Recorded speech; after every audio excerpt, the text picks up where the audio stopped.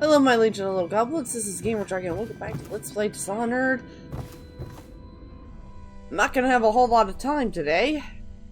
We're on a little day trip, and I don't appreciate it.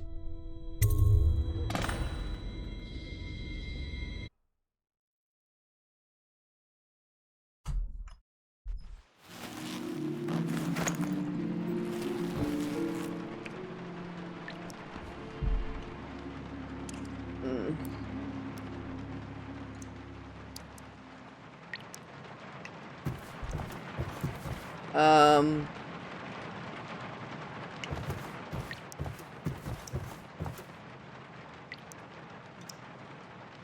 What? I must be sleepy.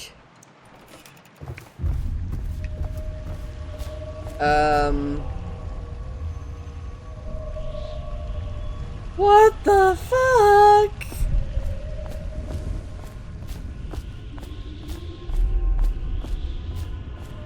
Strange gravity.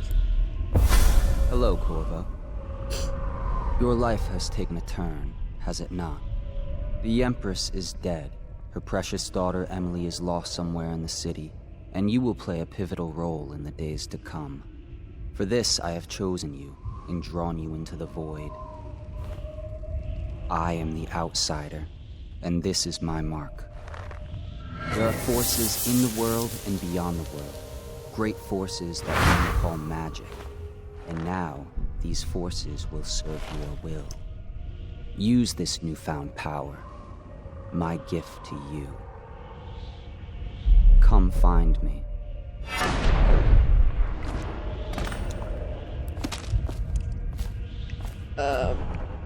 Okay.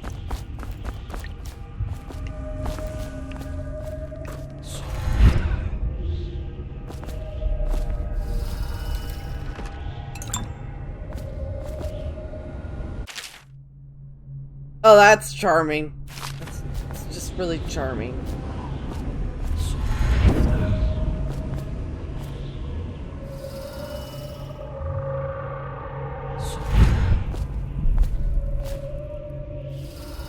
Oh my god, Emily!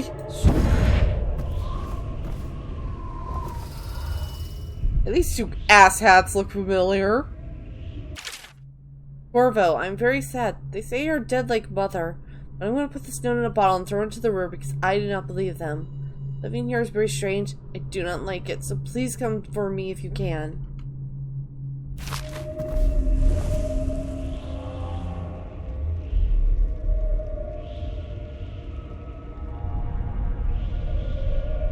It looks like she's somewhere really fancy. Doesn't really give any other clues beyond that.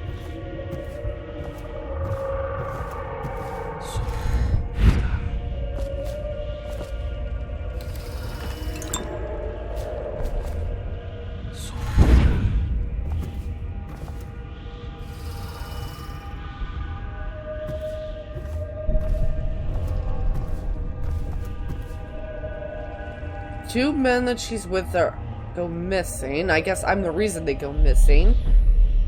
Why is Sokolov missing? Guys, I've played this game before.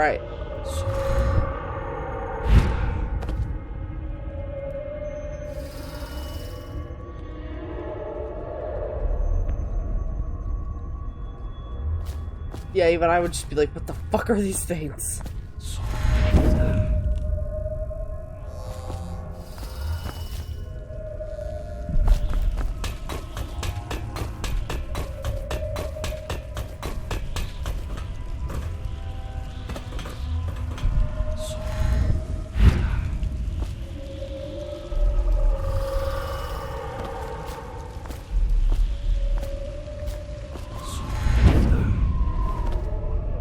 Days that follow, your trials will be great, Corvo.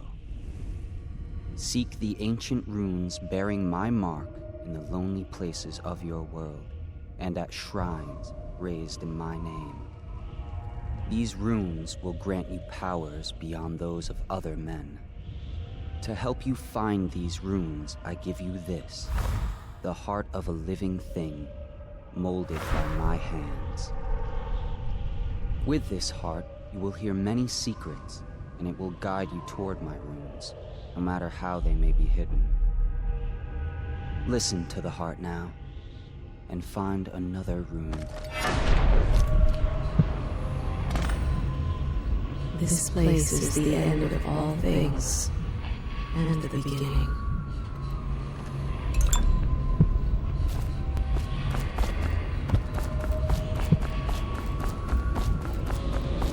All of time is meaningless here.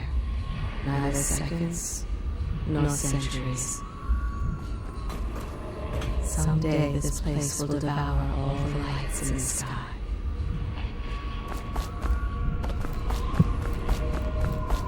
The one who walks here is all things. Cradle songs of comfort and bones gnawed by teeth.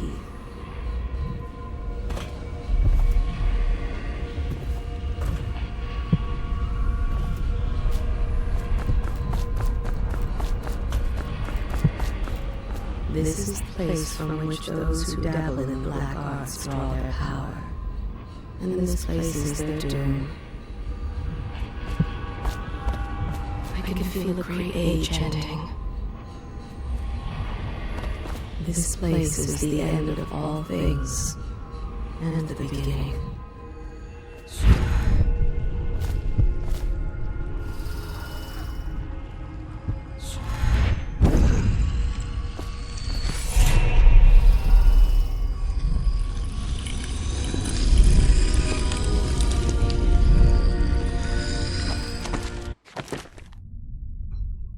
Alright, we're gonna use this to get dark vision. Now, by the end of the first mission, I want to have possession, because that's gonna help us get runes that we would not be able to get to otherwise. How you use what I have given you falls upon you, as it has to the others before you. And now I return you to your world, but know that I will be watching with great interest.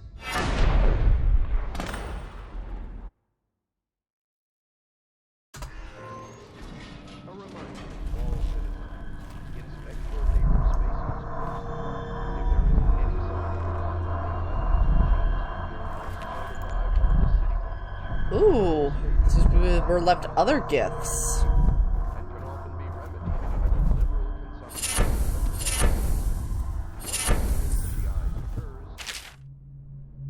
The Journal of Granny Rags. Excerpt from The Ramblings of a Street Denizen. Of course I'll tell you, dearie. I won't keep any secrets from you in the end. Oh, the dreary days of my life are like the windows of a house. From the kitchen I can see out into the garden where the leaves and stalks are brown and bug-eaten. You can see a little lump of dirt where something was wrapped in a blanket and laid to rest along the rows of twisting vines. From the front room looks out into the street, where the neighbors are all setting fire to their homes, barricading themselves inside, warm and snug, dearie. Don't forget about the bedroom either. It's into a dreary alley where hooligans are playing a game with an old man. The first two are hitting him with sticks, and the girl with them is kicking at his dry old ribs. Oh, to have those bones, to boil them in a pot. No one lives in my house anymore, dearie. No one you'd want to meet. When I lived there with my husband, we were fine people. Vera more, everyone would say. Your house is as grand as Boyle Manor, even better. Better even. Your dinners are lavish and your parties are the best. When that young Sokolov came to paint my portrait, I was nearly still in my prime. Radiant, he said. He was just barely a man, so young, painted all the best people across the land. Everyone wanted a portrait by his hand, all my friends. I was the only one, dearie, what with his paint, glistening on the canvas for a pretty coin. But it wasn't all parties and paintings. My husband and I weren't always at home, no. We traveled together, he and I, far ends of the Isles, beyond even, all the way to the red cliffs of Pandysia. Dig in the rock and crawl through the caves, holding up candles and squinting at the walls. Many precious things we came upon. And none so precious as the boy with the black eyes, dearie. All those marks and bones, so deep and polished, so bright. I brought the old bones home, hid them from my dear husband. Then I learned to boil them and carve them myself. I made such good presents, dearie. The little mute boy took them home. He loved them so. All the time he came back with new bones for me, holding them up so I could see it in his eyes. Even though his tongue was still. "Granny," his eyes would say to me, "carve these bones for me. Make me another present." And he went so far, all the way to Dunwell Tower. The royal headsman himself now. My little mute boy and his shiny, shiny sword. Better bones were what I needed, you see. Better bones to carve and polish, scrape and gleam. My dear old husband was always tired. I made him soup and then he was sick. Better bones was all. For my little mute boy carved in the name of the one with black eyes. After my husband was gone, giving away his birthday gifts, I didn't want to live there anymore. So now I'm old and don't have many to give my presents to. It's sifting through the garbage for granny rags and feeding the little birdies that gather at my feet. No one wants to have tea, dearie, especially those rude louts on Bottle Street. Slackjaw and his boys, always meddling with an old woman trying to make her way. In the end we'll be together with him, you and me in the dreary night with stars above and below, and always the one with the black eyes, dearie. Is inevitable. All suspicions of plague, regardless of severity, must be reported.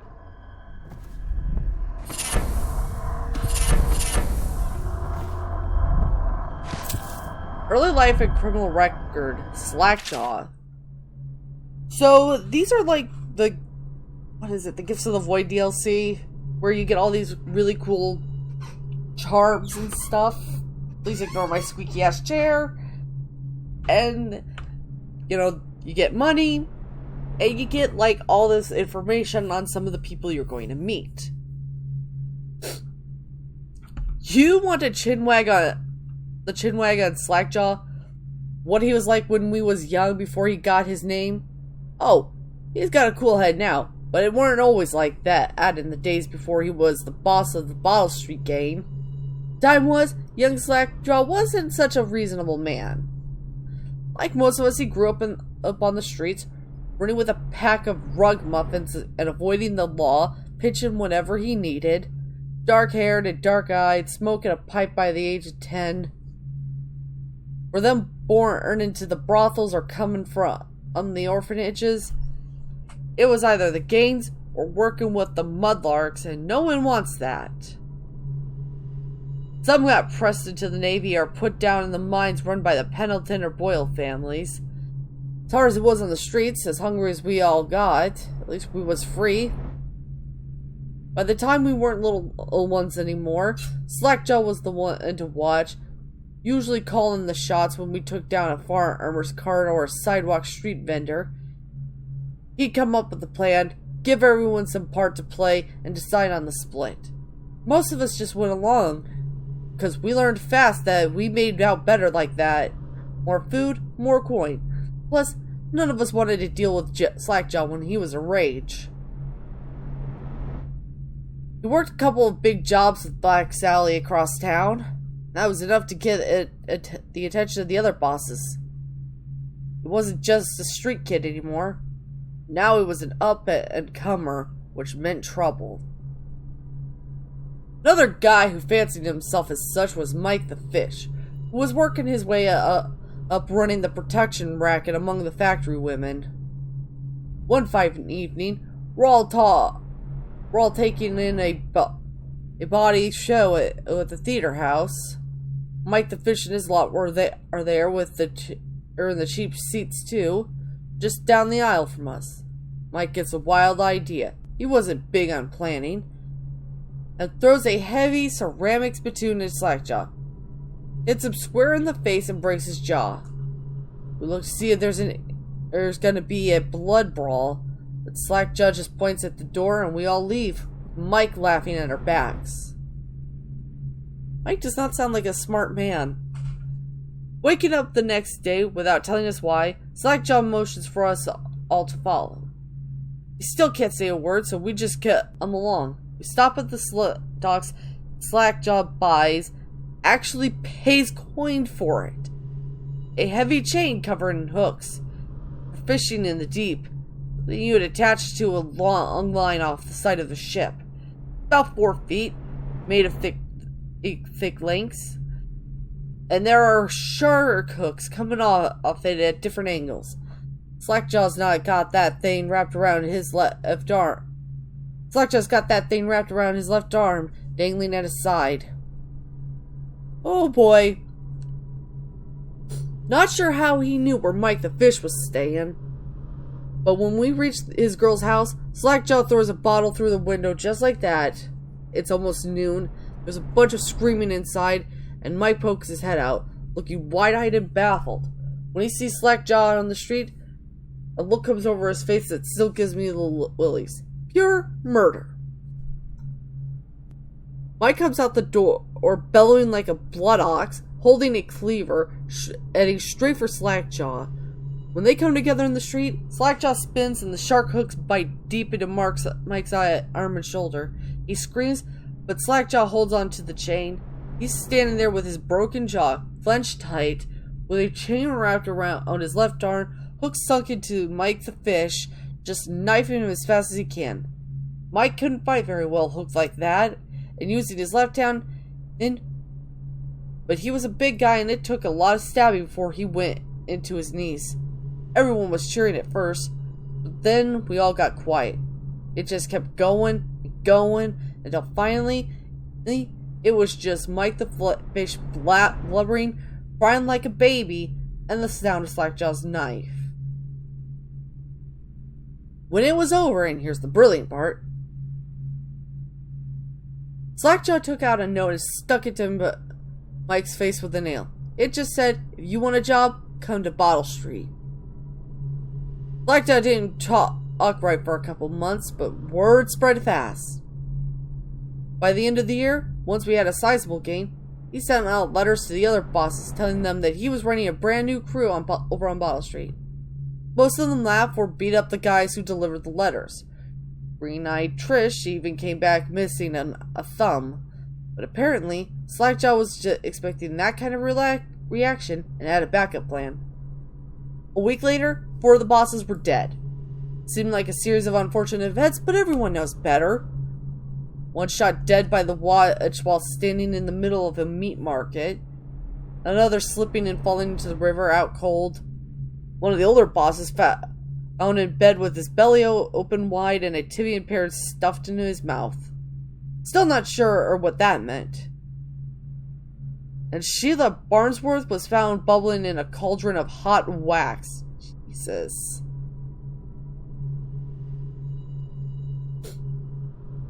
Slackjaw sent out another set of letters, offers to the underbosses, telling them they'd be treated as fair as peers. He even sent Green-Eyed Trish with one of the letters. All the underbosses accepted.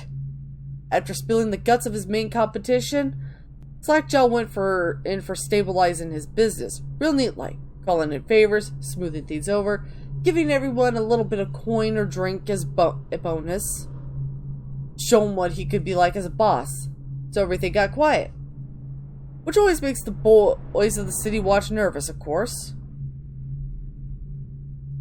Word went out among the Royal Spy Master's snitches, the Responsible Citizens Group, they call themselves, telling everyone working in a shop or sweeping off the front steps of their homes to keep watchful eyes for Slackjaw and his men, trying to suss out what that they were up to and what just happened. But Slackjaw ain't stupid. He greased a few palms among the shopkeepers and the watch too, telling them that he was in town to stay and that things would be run properly from now on, without so much blood.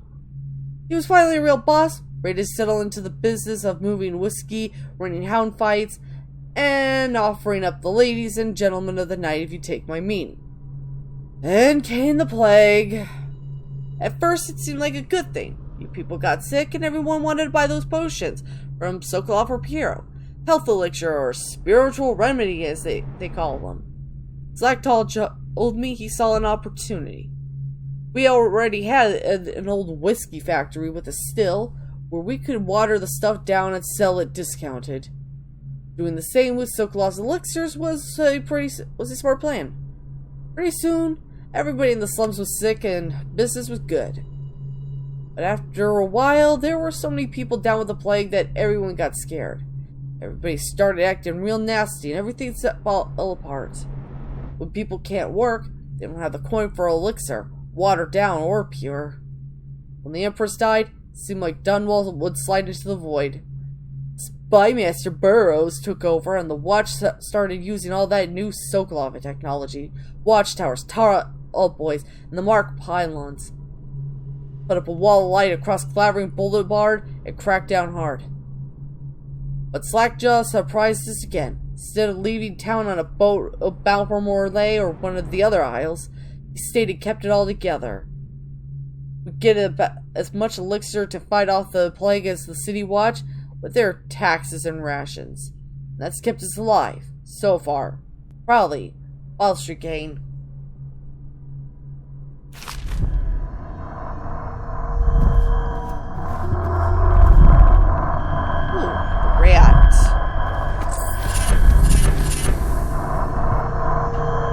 Field survey notes, the Royal Spy.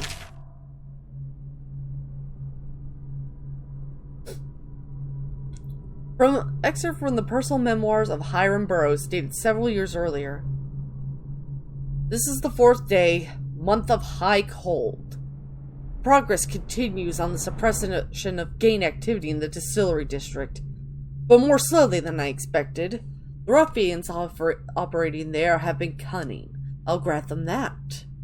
But it's only a matter of time. I'll see their leaders flogged in public and sent beneath the royal executioner's blade. If I had my way, that mute bastard would be working night and day, moving the heads that need removing. Internally, the Empress does not seem pleased with my investigations. It seems that it is beyond her thinking. It's her very nature as a trusting person to believe that traitors move among us. But I know they do. They must. No, Jessamine would rather spend her time with the royal protector. At least he's likely to stop any immediate threat to her safety. But a strong arm is not what's needed against those who would undermine us. How will Corvo's sword stop a poisoned wine glass or an explosive delivered by courier? It will not. There are many threats around us. Threats require meticulous efforts to police. Young Lady Emily is undisciplined, I'm afraid. Here within Dunwall Tower, she receives instruction from the finest tutors known in the Isles, yet her mother spoils her and spends most of her time lost in imagination, wasting her time drawing or asking Corvo to teach her to fight with wooden sticks. The girl might rule the Empire someday. Every moment spent at play is a moment wasted. Better to have an empress who knows how to defend herself than, what just happened. Drawing up security for the main gate aided to Dunwall Tower has been another pet project of late.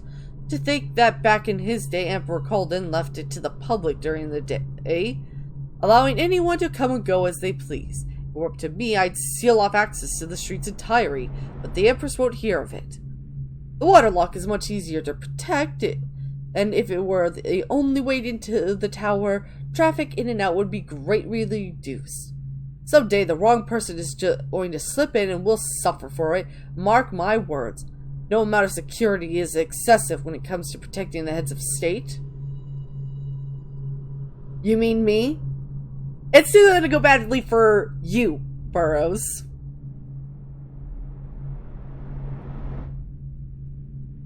The Empress also disapproves of my plans for the Sokolov devices.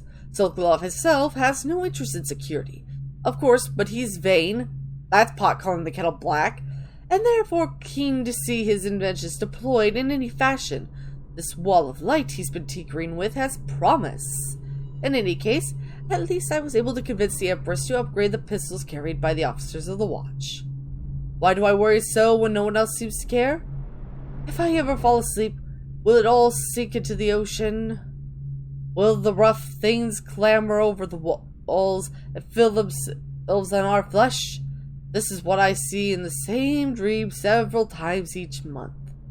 If only I had more say in things, more authority, I could protect us all. Perhaps I've been working too hard. Dinner and an evening of conversation with a certain lady of refinement might be in order. Perhaps someone nice in the estate district. Hiram Burroughs, Royal Spymaster. Royal dickhead, too.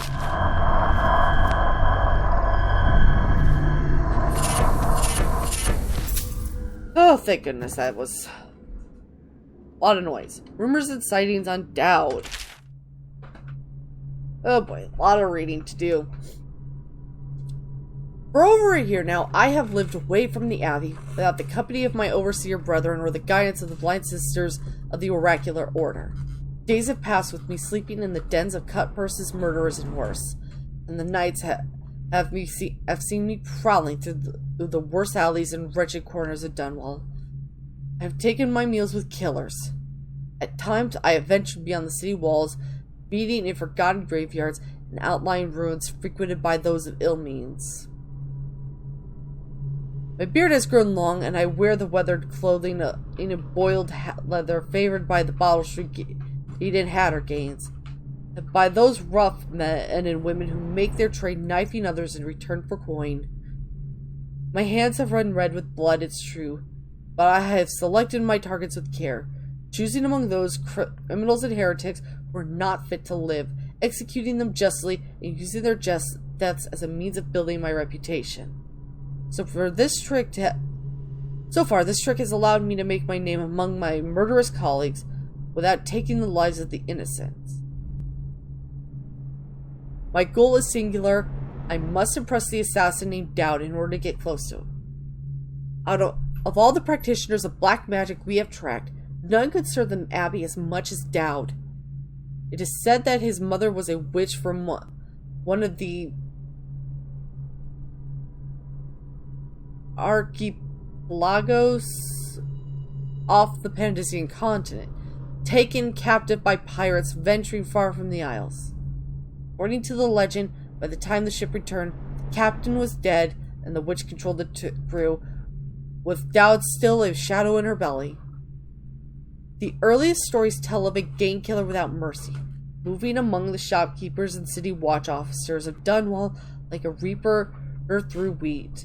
When a period of silence followed, years we now believe he spent traveling the Isles, studying anatomy and the occult, in the great halls of the learned and hidden basins frequented by fellow dabblers in the forbidden arts. Dowd is even purported to have spent a winter in the Academy of Natural Philosophy itself. That wouldn't surprise me the slightest. And for a time, before his schism developed, he counted the Brigmore witches among his allies. That's funny. You're funny. You're funny to believe that one. All the while, he honed his craft, and it is during this time that we believe he began to consort with the outsider. New reports emerged of a dusky-skinned assassin, racist, paid by the elite to eliminate their rivals in Dunwall and in other major cities across the Isles. Those who saw him and lived numbered in the handful, but all of them reported something strange. He appeared and vanished like smoke. From a nearby rooftop, he gestured, and a noble woman stumbled from her balcony, falling to their doom on the cobblestones below. Most recently, as this new threat of plague has risen in Dunwall, Dowd has been seen leading a gang of men in dark leather, dressed as factory whalers in their vapor masks.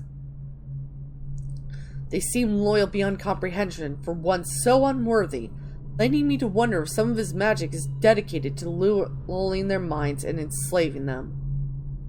Only a month ago, one young girl claims to have come upon a strange scene. Carrying a bottle of milk home to her crippled brother, she was taking a shortcut through the tailor's district. In a narrow street, she passed beneath the window and heard unusual sounds from within. Pushing aside the ratty curtain, the girl saw into the abandoned apartment, used by miscreants for gambling and trading hobberweed.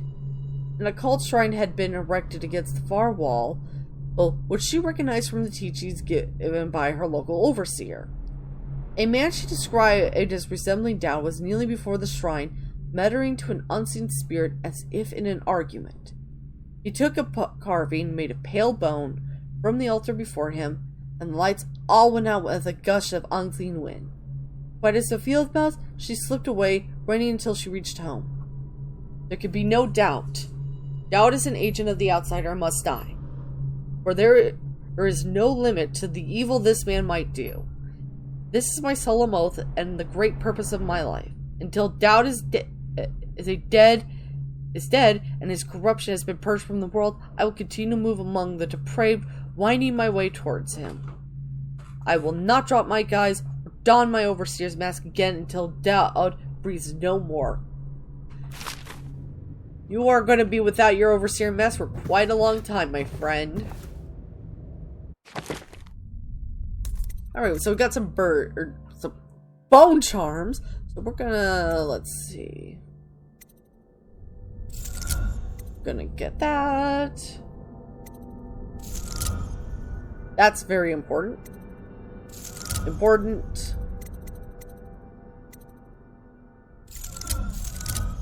Okay. That'll do for now. Get a lot more upgrades. I'm gonna work on the crossbow stuff because I want to make sure that my sleep darts are effective and always hit their mark. I'm not gonna work on getting any of the enhancements until late game, and even then it's just gonna be like agility and then vitality.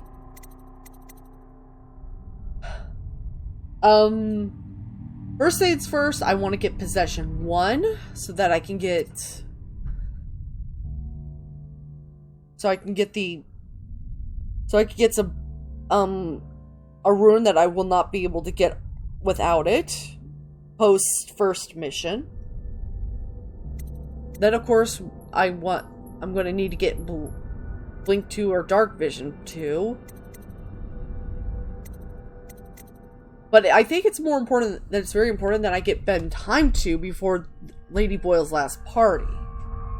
And I am going to make it a little more difficult for me because I am not going to inflict plague on Slackjaw's men. So I will not be able to get that second bone charm. But with that being said, I'm out of time. Attention Dunwall citizens. Be advised, the river crust infestation has spread downriver, as far as the river mouth and flooded district. Do not attempt to approach or destroy a river crust. Any items recovered from doing so are considered state property. Alright. What was I saying? Right. So, thank you all so much for watching. If you enjoyed this video and want to see more, like, comment, subscribe, and hit that bell notification icon for updates, and share this video with someone who might enjoy the series. I'm Gamer Dragon, and I'll see you next time. Bye!